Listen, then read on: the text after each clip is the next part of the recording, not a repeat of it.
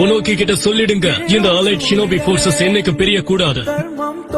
எனக்கு அலைய யாராலையும் இங்க அழிக்கவே முடியாது. ஒரடியா இந்த சாபத்துல இருந்து எனக்கு விடுதலை கிடைச்சிடுச்சுன்னு நினைக்கிறேன்.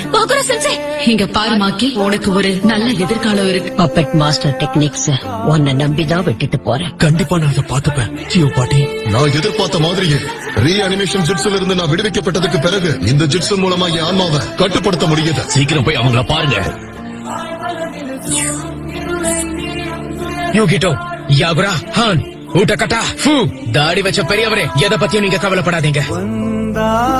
எனக்கு பரணி, என்ன வெறுத்தாலும் சரி, எப்பவுமே ஒரு அண்ணனா உனக்கு என் கடமைகளை நான் செஞ்சுக்கிட்டே தான் இருப்பேன்.